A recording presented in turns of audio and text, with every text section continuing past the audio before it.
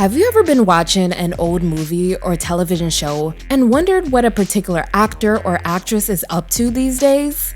A lot of entertainers go through a period in time where they're adored and admired by the public. But the entertainment world moves so quickly, and there's always a new set of new faces coming on the scene. So the public just moves on and starts focusing their attention on someone new, and that same public figure ends up fading into the background. In today's video, I'll be going over a few Black actresses people haven't heard from in ages. Now, I wouldn't say any of these actresses necessarily disappeared. They just aren't as popular in their later career as they were when they were young. I have some interesting facts about the women on this list, and hopefully you learn something new about them. Here are some Black 2000s actresses people haven't heard from in a while. First up on this list of 2000s actresses, we have Nicole Robinson Galicia from Love Don't Cost a Thing. But she's done way more than just that film. Nicole Robinson is a Panamanian American actress and model. She began her career as a fashion model in Europe at the age of 13. She was discovered at an elite modeling contest in New York. Nicole was not selected initially, but caught the attention of an agent when she went back in the building to retrieve the car keys she had forgotten. She would soon be working with companies like Revlon, Victoria's Secret, Neutrogena, Gap, and Paco Rabanne. In the mid to late 90s, Nicole started doing commercials and made small appearances in the movies Psychic Detectives and Any Given Sunday, starring Al Pacino, Oliver Stone, and Jamie Foxx. In the early 2000s, Maxim magazine would rank her in their 100 Sexiest Women issue, and in 2002, she starred in Aerosmith's music video for Girls of Summer. In the same year, she took on her first real acting role as Yvonne Freeman in the 2003 film Love Don't Cost a Thing. Nicole plays one of the high school popular girls, cheerleader, and the best friend of Christina Milian's character Paris, who later tries to make a move on Drew once he becomes popular. Where you going in such a hurry? No rush. So I get free long distance on my cell, baby. I don't need it on a date. Nicole started a relationship with Trey Parker, the co-creator of South Park, and they dated for about a year or two. Nicole even had a role in the 2004 movie Twerk. She took on the recurring role as Pepper on the television series Huff between 2004 and 2006, and did other small appearances in films and shows. Towards the end of the decade, Nicole's acting career kind of fizzled out. But in the 2010s, she broke out again.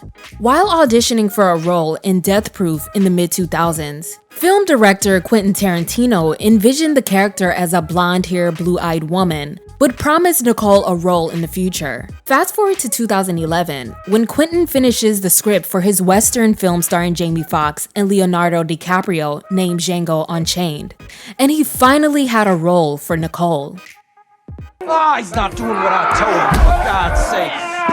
Bravo, Luigi, così, dai! Dai che sei più rapido! Nicole played Sheba, a high-ranking female slave and mistress of DiCaprio's character. This role threw Nicole back into the spotlight, and 2 years later, she landed a role in Zach Braff's drama comedy film Wish I Was Here. Then a year later, in 2015, she played an alien named Kinsey on season 3 of the sci-fi series Defiance. Nicole landed a few small roles after this, and starred in the independent film Supermodel, based on Jay Manuel's The Wig, The Bitch, and The Meltdown book about a fictional supermodel who hosts a reality model competition show.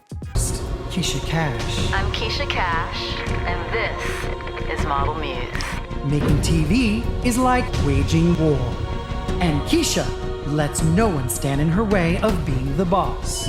Go tell Joe that I said this is my world. Why are you here? To talk to me about what? What are you doing?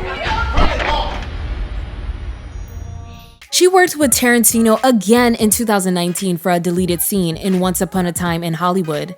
And she's been starring in the crime thriller television series Mayor of Kingstown on Paramount Plus since 2021. Off-screen, Nicole founded her own nonprofit, the Orchard Foundation, where she mentors underserved girls and provides them with scholarships. Aside from that, she's also an art collector and wrote an art book titled Equipo Chronica, the Nicole Kent Collection. Then we have Fawn Chambers Watkins, which a lot of you may know as Marcus's wife in White Chicks. Fawn Chambers was born in Florida and relocated to Virginia at the age of 9, where she joined the Atrium Dance Company and participated in dance competitions. She later moved to Atlanta, Georgia, where she attended North Atlanta High School and continued her dance career at Warner Studio. After graduating, she enrolled in Spelman to pursue a degree completely unrelated to dance. But after a successful audition for Prince, Fawn decided to move to Los Angeles and take her career seriously. That's where she landed jobs as a dancer in music videos like Trina and Tamira's What'd You Come Here For?, Destiny's Child's Say My Name, Tamia's So Into You, Jennifer Lopez's Feeling So Good, and Janet Jackson's Doesn't Really Matter. Fawn even joined Michael Jackson on tour for one of his performances of Dangerous in South Korea. The way she came into the place, I knew right then and there. There was something different about this girl. The way she moved. She went from dancing in music videos to now dancing in films and television shows. Fawn is a credited dancer on the television shows Nikki and Everybody Loves Raymond, along with the movies Save the Last Dance, Like Mike, Beautiful, Austin Powers' The Spy Who Shagged Me, and Austin Powers in Goldmember. Then she finally landed her first real acting and starring role in the 2004 Bring It On sequel, playing the role of Monica. 2004 was a big year for Fawn, as she took on 4 major acting jobs in addition to Bring It On again. She played Sheena in one episode of All of Us, had a minor role in the film Breaking All the Rules, and most notably, she starred in the Wayans film White Chicks as Marcus's jealous wife alongside Drew Sidora. So their chief gives them a hard time, and they get assigned to this case to watch over 2 girls who are being kidnapped in a sense. Hi, honey. What's up, man? I can't.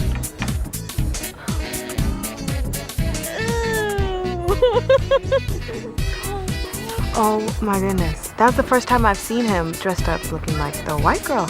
And it's like looking at a stranger. And then his voice, and then a little swagger, like a little pimp walk, and he's got blonde hair and blue eyes. It's just too much. You don't know who you make with my name. Me. Hello. Me. It's me. Kevin? Latrell? Gina. Marcus? Oh, this is some Jerry Springer shit. Throughout the rest of the 2000s, she had minor roles on sitcoms and television series like Listen Up, Eve, The Game, Psych, and House. In 2007, Fawn starred in the parody comedy film Epic Movie, playing Suzanne Pervertsky. From 2 of the 6 writers of Scary Movie. I've had it with these snakes on this damn plane. I heard you. Now can you please go get some braid or a knife or something? Discover what it takes I'm so hot. to survive an epic movie. You're the future kings and queens of Narnia. Oh my god, a talking beaver! Beware of the... A year later, she starred in the film The Curious Case of Benjamin Button and was also featured in Neo's music video for his song Mad. Fawn had started dating Farnsworth Bentley back in the early 2000s, and the couple tied the knot in 2010. They also welcomed 2 children in the years 2013 and 2016. Since then, her acting career has slowed down, but in the past decade, Fawn has starred in numerous television films, and she still does work behind the scenes as a choreographer and has choreographed dance numbers for the Blackish cast and the film The Wedding Year. Up next is Reagan Gomez Preston, whose face you've seen in many sitcoms and movies through the 90s and 2000s. Reagan was born in Detroit, Michigan on April 24, 1980. She got into show business as a child and joined Philadelphia's Freedom Theater when the family relocated there when she was 8 years old, and she frequently traveled to New York for auditions. Once Reagan's parents divorced, her mother moved her and her brother to Los Angeles to help her pursue an acting career. Reagan's mother contacted NBC's Dateline to follow their journey to LA, and it just so happened that one of the show's producers knew a child star manager who shortly after would become Reagan's career manager. 14-year-old Reagan had been booked to star in the remake of Disney's Freaky Friday, playing the role of Heather. and landed a permanent role on the CW sitcom The Parenthood that she starred in for 5 seasons until 1999. Michael! Hey. Hi. I can't go over there. So don't. No, but I have to. If I don't go over there, then she'll think it bothers me. Which it doesn't. Of course not. Come on. She even got a guest hosting job on Soul Train. And throughout the 90s, Reagan had small roles on shows like Moesha, Smart Guy, Cousin Skeeter, Undressed, and Felicity.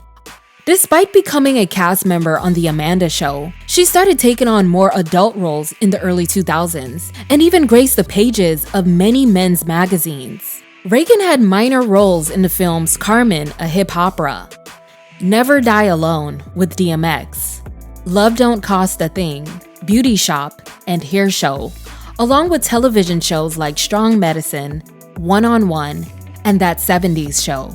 Aside from gracing the pages of men's magazines, Reagan also appeared in music videos for Jay-Z's Girls, Girls, Girls, Ruben Studdard's Sorry 2004, No Better Love by Young Guns, and Whatever You Like by T.I. She became part of the main cast on the short-lived 2005 sitcom Love, Inc. Whole thing up. The other girls were the fake dates and the real date was with the juggling waitress. But after that, her career slowed down for a bit, most likely because she welcomed her first child in 2007 with her husband Dwayne Turrentine, a model and artist that was signed to Michael Jackson's Epic Records subsidiary, MJJ Music. They started dating back in 1995 and got married really young in 1999. Her career got back on track in 2010 when she landed a main voice acting role on The Cleveland Show, playing the role of Roberta for 3 years. Damn, was there a sale on abs or something? That's very clever. She also had other voice acting roles in Rick and Morty and Steven Universe as both Jenny and Kiki Pizza. In 2016, Reagan began starring in Queen Sugar, and these days, she continued to do both voice and on-screen acting. Then we have Angel Conwell, whose most notable role is in John Singleton's film Baby Boy. But not many people know that she actually started out as a child star.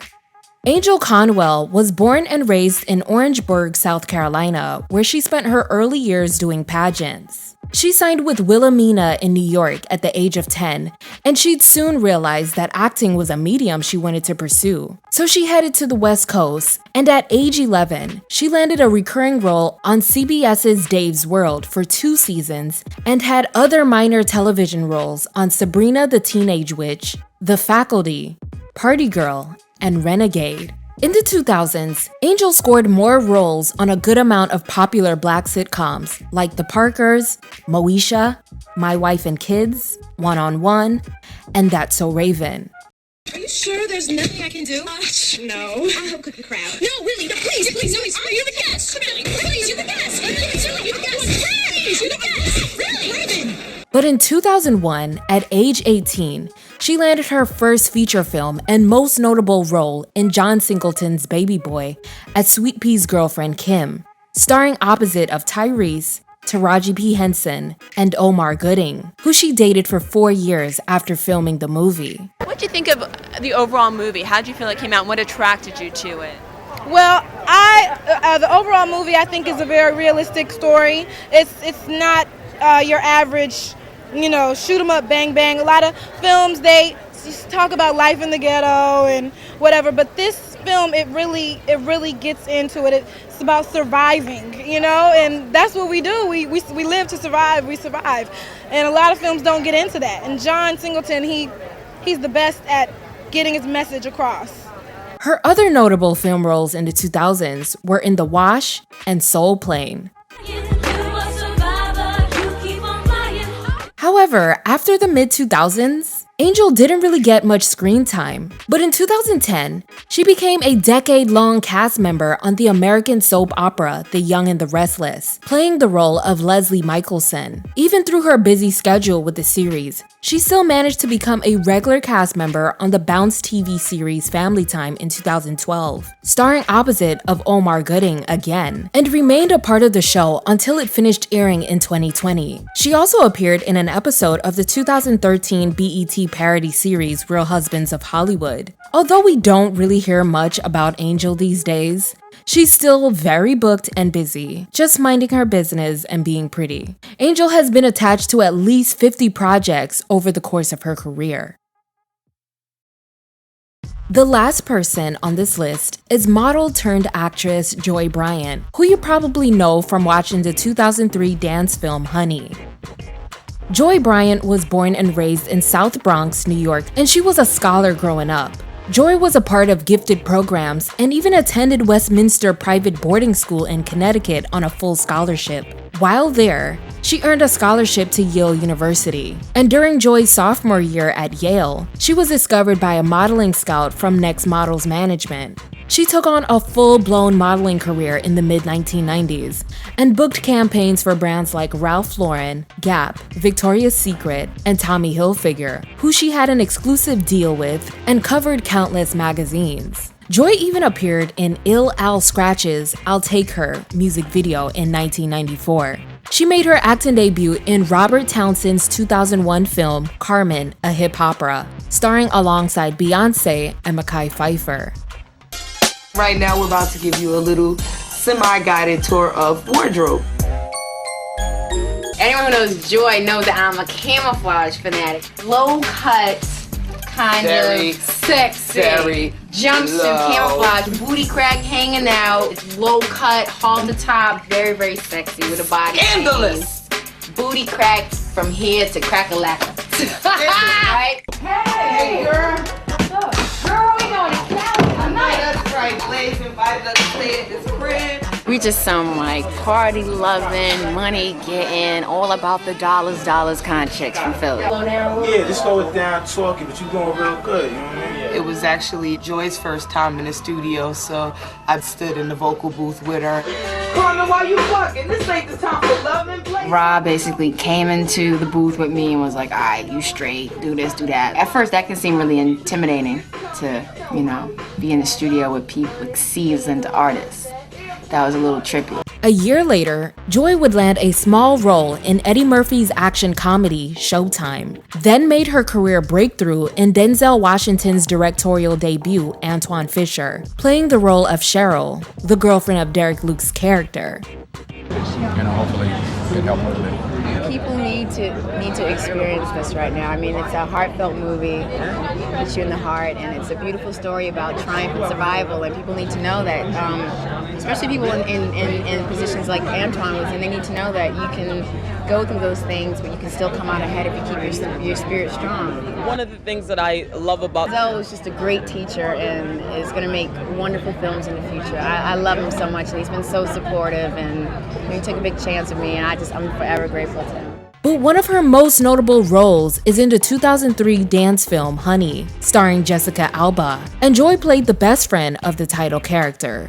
In the same year, she appeared in Mario Van Peebles' autobiographical film and had a recurring role on ER. In a short time frame, Joy would become Hollywood's newest movie star, with roles in the crime drama Three-Way, Spider-Man 2, Haven, The Skeleton Key, Bobby, London, and another main role in Get Rich or Die Trying with 50 Cent. For the last couple years of the 2000s, Joy would take on minor roles. In 2010, she was cast in the NBC comedy drama series Parenthood as Jasmine Trussell, where she remained a part of the main cast for 6 years. Her portrayal won her an NAACP Image Award for Outstanding Supportive Actress in a Drama Series. In 2014, Joy and her husband Dave Pope launched the high-end lifestyle apparel brand Basic Terrain. And aside from minor and recurring roles, she's been a part of the main cast of a few television shows, like For Life and Cherish the Day. Joy is currently slated to star in the Spiderwick Chronicles on Disney+.